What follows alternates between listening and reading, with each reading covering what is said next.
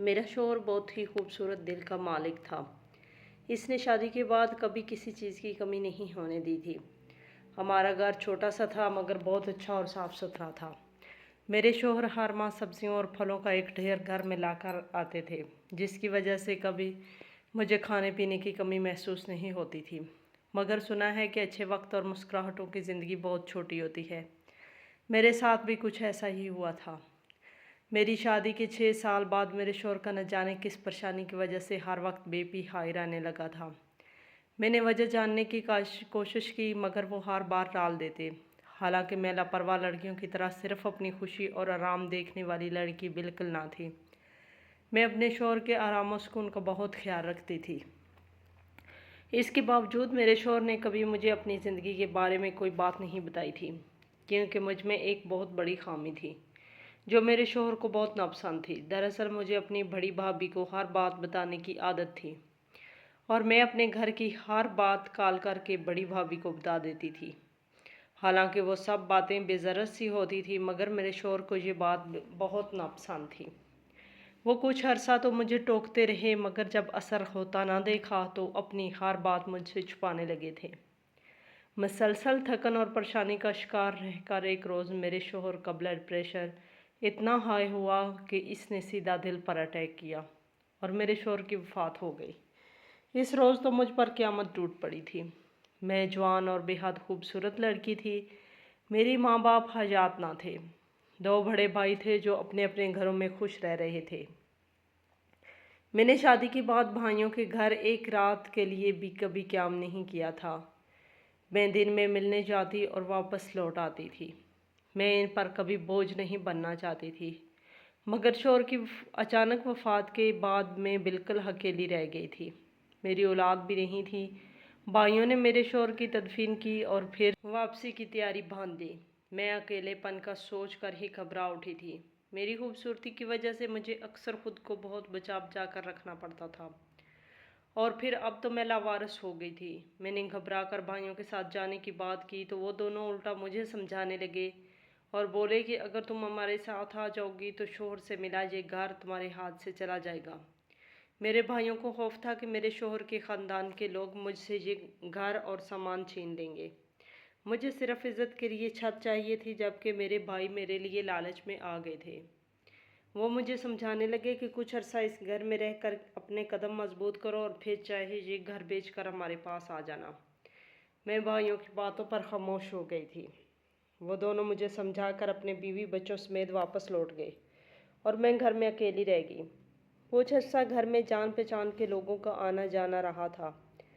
फिर कुछ दिन बाद इन लोगों ने भी आना जाना बंद कर दिया और मैं घर में अकेली रह गई। घर में खाने पीने और ज़रूरत का दूसरा सामान मौजूद था। मुझे इसकी फ़िक्र ना थी मगर आखिर सामान भी कब तक मौजूद रहता। मैं भूखी तो नहीं रह सकती थी। अपना पेट पालने के लिए इद्दत पूरी होते ही घर से बाहर कदम रखा तो चंद दिनों में ही मेरा दिमाग ठिकाने लग गया था। दुनिया में जहाँ अच्छे लोग थे वहाँ ऐसे मर्द भी मिले जो मुझे बेवा जानकर मुझसे गलत तल्लक कायम करने की दावत देने लगे थे। मैं खुद भी इतनी तंग आ गई कि दिल चाहा अपना ये हसीन चेहरा तेज़ाब से जला दूँ ताकि कम से कम ज़िंदगी में कुछ सुकून मिल सके। मगर ऐसा करने के लिए जो हिम्मत चाहिए थी वो मुझ में बिल्कुल भी ना थी। इद्दत के दौरान ही घर का राशन ख़त्म होने लगा था। मेरे पास कुछ पैसे मौजूद थे मगर बाज़ार जाकर ख़रीदारी करने का मसला दरपेश था। मैं कभी बाज़ार नहीं जाती थी, इसलिए मुझे इन चीज़ों की कुछ समझ ना थी। मैंने भाइयों को कॉल करके अपना मसला बताया तो भाई मुझे यही समझाने लगे कि अब हर काम मैं खुद किया करूं और ख़ुद में एतमाद पैदा करके घर से बाहर निकलूं। और पहली बार ऐसा लगा जैसे मैं बिल्कुल अकेली हो गई हूँ। भाइयों का वजूद भी मेरे लिए बेफ़ायदा था और मेरा कोई काम करने को तैयार ना थे और मैं बाहर के हालात और लोगों से घबरा रही थी। मैं इन लड़कियों में से बिल्कुल ना थी जो गैर मर्दों से तारीफ़ वसूल करके खुशी महसूस करती थी। अभी मैं इसी परेशानी में मुब्तला थी कि एक रोज़ घर के दरवाजे पर दस्तक हुई। मैंने दरवाजे पर जाकर पूछा तो कोई मर्द आया हुआ था। मैंने अपना तारफ़ हाजी इमाम बख्श के नाम से दिया तो मैं फ़ौरन पहचान गई। हाजी साहब मेरे शौहर के रिश्ते में चचा लगते थे मगर मेरे शौहर इनसे ज़्यादा मिलना पसंद न करते थे। मगर आज मैं घर में अकेली थी और मैं मरवत में इनको दरवाजे से वापस नहीं भेज पा रही थी। मजबूरन मैंने दरवाज़ा खोल दिया और हाजी साहब को अंदर बिठाकर चाय बनाकर पेश की। हाजी साहब ने मुझसे हाल अहवाल लेने के दौरान पूरे घर में नज़रें घुमाते हुए जायज़ा लिया था और फिर उठकर बेतकल्फ़ी से किचन की तरफ बढ़ गए। मैं अचानक इनकी इस हरकत पर बेयकीनी से पहलू बदल के रह गई। मुझे इनका मेरे घर आकर बेतकल्फ़ी से घूमना फिरना नागवार गुजरा था, मगर मेरी मरवत आड़े आ रही थी, इसलिए मैं इनको रोक नहीं पाई थी। हाजी साहब ने किचन का जायज़ा लेकर बाहर आते हुए मुझसे कहा कि किचन में राशन बिल्कुल ख़त्म है। क्या तुम्हारे पास पैसे नहीं हैं या सामान लाकर देने वाला कोई नहीं है? मैंने शर्मिंदगी से नज़रें बचाईं, नज़रें चुराकर बहाना बनाया कि राशन आज ही ख़त्म हुआ है और मैं अगले रोज़ सामान लेने बाज़ार जाने ही वाली थी। मेरी बात पर हाजी साहब मुस्कुराए और बोले कि फ़िक्र मत करो, तुम मेरे भतीजे की बेवा हो और इस रिश्ते से मेरी भी जिम्मेदारी बनती है। फिर वो मुझसे इंतज़ार करने का बोलकर घर से चले गए। मैं उलझी हुई सी दरवाज़ा बंद करके मगरिब की नमाज़ पढ़ने चली गई। मैं नमाज़ पढ़ के फ़ारिग हुई थी कि दरवाज़े पर फिर से दस्तक होने लगी। मैंने जाकर दरवाज़ा खोला, मगर ये देखकर हैरत से मेरी आंखें फटने वाली हो गई थी, क्योंकि हाजी साहब सामने खड़े थे और रक्षा, राशन और ज़रूरत के सामान से भरा हुआ था। हाजी साहब ने वो पूरा सामान मेरे घर में लाकर रख दिया और मुझसे कहने लगे कि आज से वो मेरी सारी जिम्मेदारी खुद उठाएंगे। मैं इनकी शुक्रगुजार थी। मेरे भाइयों ने भी मेरे साथ ऐसा हुस्न सलूक नहीं रखा था जैसे वो मेरी जिम्मेदारी उठा रहे थे। मेरी ज़िद के बावजूद हाजी साहब ने मुझसे इस सामान का 1 रुपया भी नहीं लिया था और सामान भी मेरी ज़रूरत से कहीं बढ़कर था। मगर इनकी बातें मुझे अजीब लग रही थी। वो बार बार मुझे समझा रहे थे कि अब तुम्हारा दुनिया में कोई अपना और पुरखलूस रिश्ता नहीं है।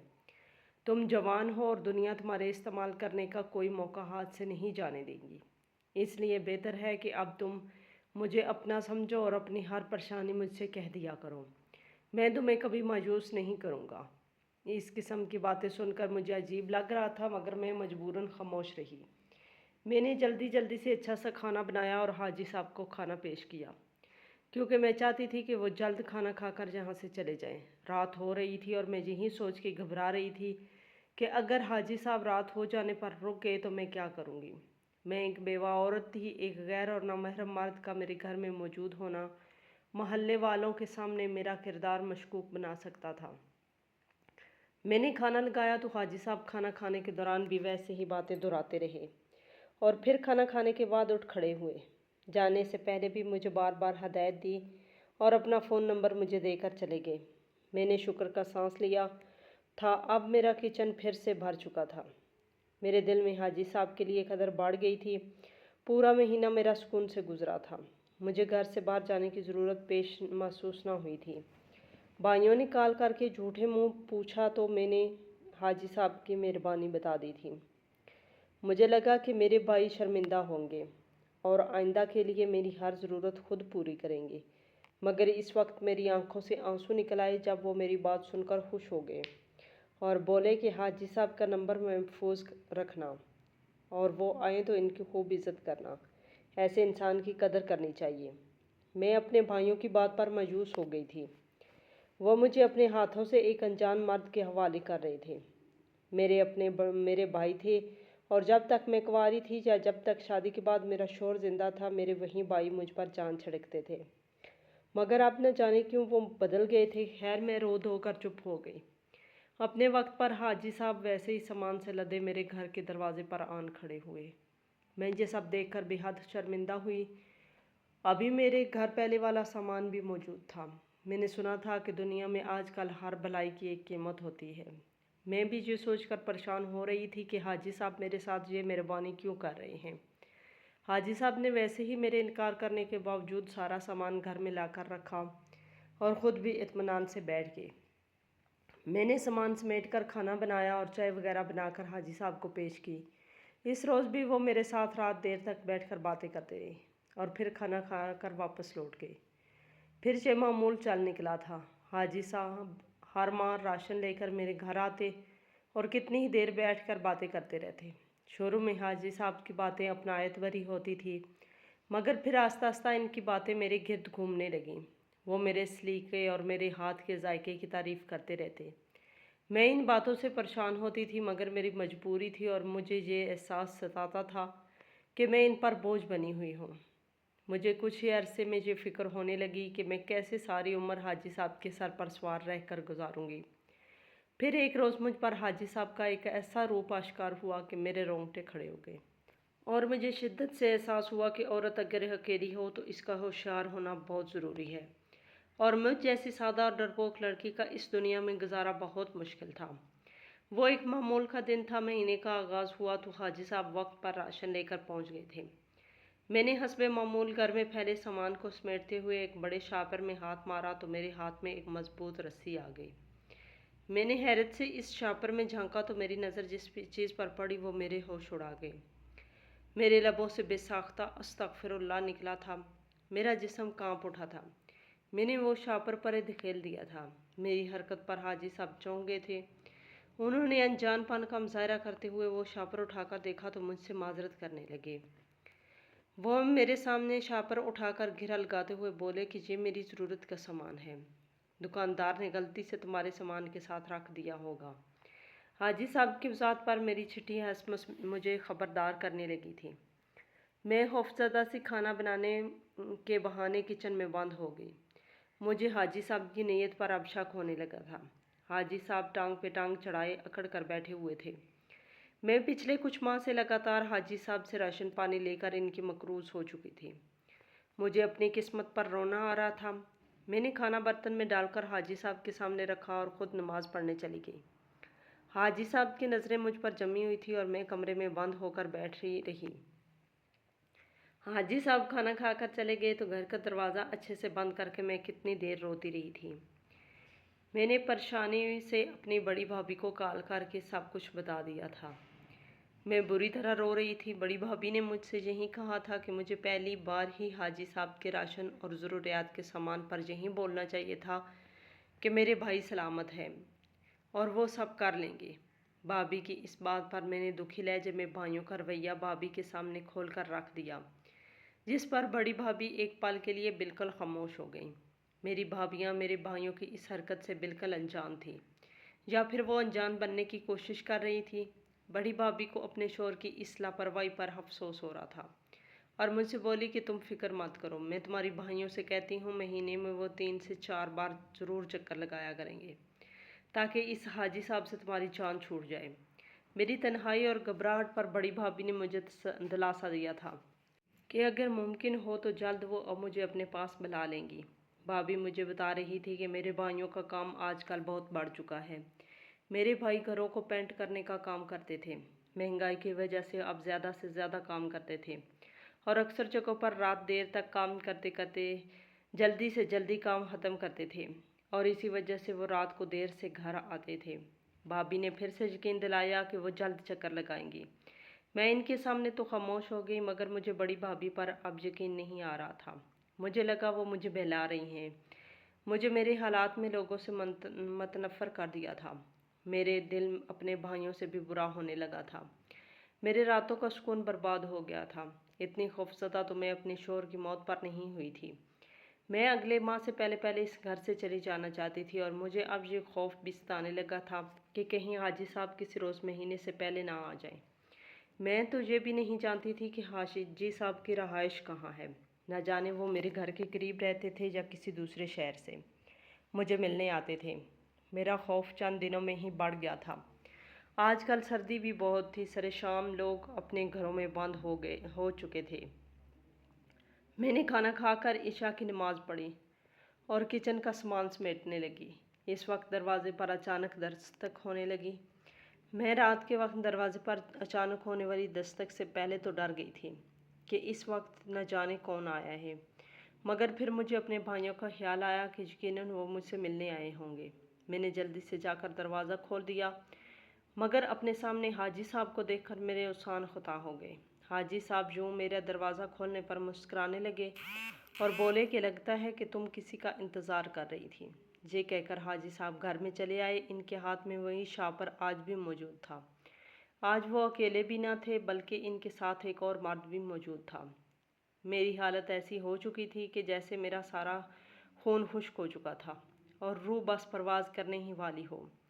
हाजी साहब ने अपनी बात का आगाज़ किया और मुझे अपने आने की वजह बयान की, जिसे सुनकर मेरी जान निकल गई थी। हाजी साहब ने मेरे सामने वो छापर रखा और बोले, तुम खामोशी से मेरा मुतालबा मान जाओ या फिर मैं इन सब चीज़ों का इस्तेमाल करूँगा। मैं ऐसी चीज़ों का आदी हूँ और मुझे अच्छा इंसान बिल्कुल मत समझना। मैं इसी लालच में तुम्हारा ख्याल रखता रहा हूँ और तुम पर पानी की तरह पैसा बहाया है। अब मैं अपना पैसा वसूल करना चाहता हूँ। मैंने हाजी साहब की बात पर खौफजदा नज़रों से इस छापर को देखा, जिसमें इस रोज़ मैंने रस्सी और एक नोकीला चमकता हुआ चाकू और एक ब्लेड देखा था। मैं वो सामान देखकर खौफजदा हो गई थी और इस वक्त भी मेरा कुछ ऐसा ही हाल हो रहा था। मुझे अब समझ नहीं आ रहा था कि इस रोज़ हाजी साहब ने मुझे जानबूझकर वो सामान दिखाकर धमकाया था ताकि मैं इनसे डर कर रहूं। मेरा पूरा वजूद पसीने में नहा चुका था। वो सब देखकर मैं हाजी साहब का मुतालबा मान लेने पर मजबूर हो रही थी, मगर इससे पहले मैं हाँ कहती घर का दरवाज़ा खुला और मेरे भाई और भाभियाँ घर में दाखिल हुए। मैं इन्हें देखकर यकदम जी उठी थी, जबकि हाजी साहब अचानक इन सब को सामने पाकर घबरा गए थे। उन्होंने जल्दी से वो छापर उठाकर छुपा लिया। मेरी भाभी ने मुझसे मिलते हुए बताया कि मेरे भाई दिन भर मसरूफ़ रहते हैं और वक्त नहीं निकाल पाते, इसीलिए वो लोग रात को ही मुझे मिलने चले आए थे। इसी वक्त सबकी नज़र हाजी साहब और इनके साथ बैठे मर्द पर पड़ी थी। मेरे भाई रात के इस वक्त अनजान मर्द देखकर ठठक गए थे। मैंने अपने भाइयों को तारफ़ दिया कि ये वही हाजी बख्श हैं जो मेरे मरहूम शोहर के रिश्ते में चचा लगता है, और आज अचानक रात के वक्त किसी मर्द के साथ वो क्यों आ गया है ये मैं नहीं जानती। मैंने हाजी साहब को नफ़रत भरी निगाह से देखकर बात बनाई थी। मैं हाजी साहब के पास जो ख़तरनाक सामान देख चुकी थी, इस पर मेरा दिल डर गया था। मुझे खौफ महसूस हुआ कि अगर मैंने भाइयों को सच बता दिया तो शायद जहाँ बहुत बड़ा झगड़ा हो जाएगा। मैं नुकसान के खौफ से खामोश रही और हाजी साहब भी चालाकी का मुजाहरा करते हुए वहाँ से अपने दोस्त को लेकर चले गए, मगर जाते जाते मुझे आस्तिकी से धमकाया कि मैं अपनी ज़बान बंद रखूं, वरना अच्छा नहीं होगा। हाजी साहब के जाते ही मैं बड़ी भाभी के गले लग कर बुरी तरह रोने लगी। मेरा वजूद खौफ से कांप रहा था। मेरी इस हालत पर परेशान हो गए बड़ी भाभी ने मुझसे सवाल किया कि हाजी साहब रात के इस वक्त मेरे घर क्यों आए थे। इस सवाल पर मुझे हाजी साहब की बताई तफसील याद आ गई। हाजी साहब ने मुझे बताया कि मेरे शोहर की अपने आबाई गांव में अच्छी खासी ज़मीन है। अब हमारे मुलाजम इन ज़मीनों को संभालते हैं, मगर मैं इन बातों से बेखबर थी। पहले मेरे शोहर अपनी ज़िंदगी में ये सब खुद संभालते थे। हाजी साहब और मेरे शोहर के बाप आपस में सगे चचाजाद भाई थे। दोनों को अपने अपने बापों से ज़मीन का हिस्सा मिल चुका था, मगर मेरे ससुर की इकलौती औलाद होने की वजह से सारी ज़मीन मेरे शोहर को मिल गई थी, जबकि हाजी साहब 4 भाई थे। हर भाई के पास ज़मीन का एक छोटा सा हिस्सा गया था। हाजी साहब मेरे ससुर के रज़ाई भाई थे और इस बात को लेकर अब कुछ अर्सा पहले ही वो मेरे शोहर के सर पर सवार हो गए थे। वो एक गुंडा टाइप आदमी थे। वो मेरे शोहर को मारने की धमकी देते थे कि वो ज़मीन का आधा हिस्सा हाजी साहब के नाम कर दे, जबकि मेरा शोहर ऐसा करने को बिल्कुल तैयार ना थे। यह ज़मीन जायदाद मेरे शोहर की थी। मेरे शोहर इसी वजह से शदीद परेशानी का शिकार रहे और तबीयत बिगड़ने पर खामोशी से वसीयत तैयार कर ली, जिसके मुताबिक इनके बाद इनकी जायदाद मेरे नाम हो जानी थी। हाजी साहब को ये बात मेरी इद्दत के दौरान ही पता चल गई थी और तब से वो मुझे दबाने की कोशिश कर रहे थे और मेरे शोहर के वकील को भी अपने साथ मिला लिया था।